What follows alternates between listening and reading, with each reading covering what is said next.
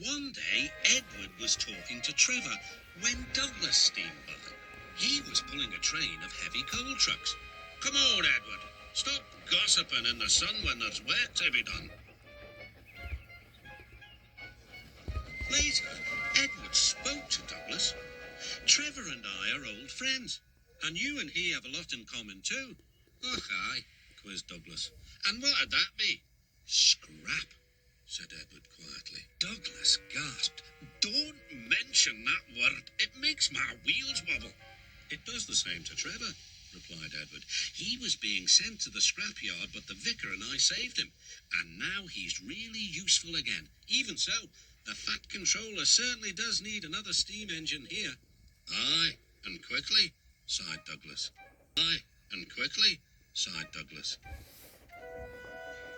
That night, Douglas was still working. He had taken the midnight goods train to a station at a faraway part of the island where only the diesels work.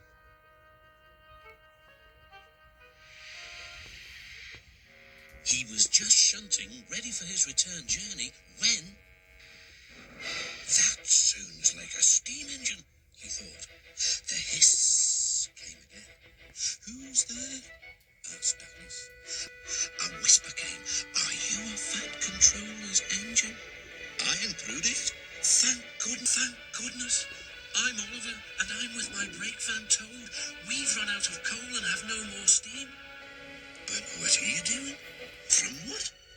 "Scrap." Douglas shivered. Then he remembered Edward's story about saving Trevor. "I'll be glad to help you," he said. "It'll have to look as if you're ready for scrap, and I'm taking you away." Drivers and firemen agreed. The drivers and firemen agreed to help too. Everyone worked fast.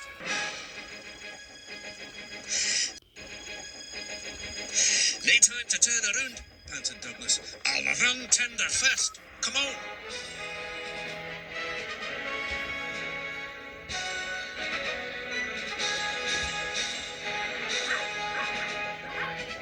But before they could clear the station, they were stopped.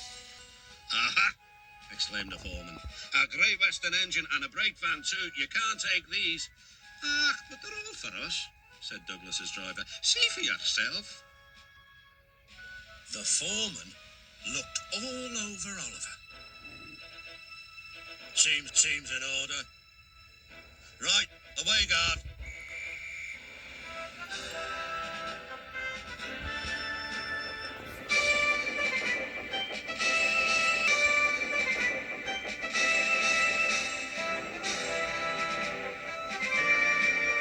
"That was a neat thing," puffed Douglas. "We've had worse," smiled Oliver. And they forged ahead.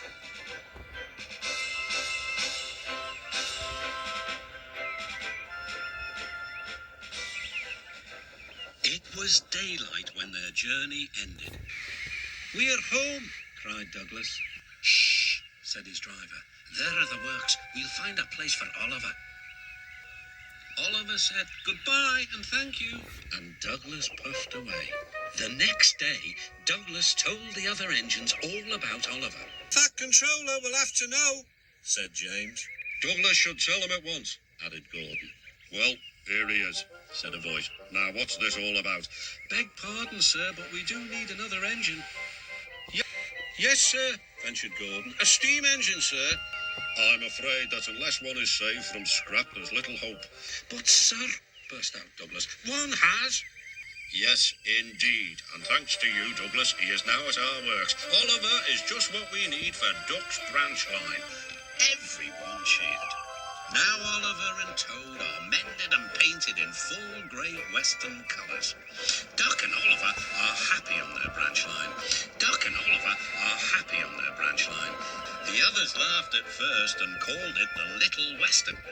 Duck and Oliver were delighted, and so the Little Western it will always be.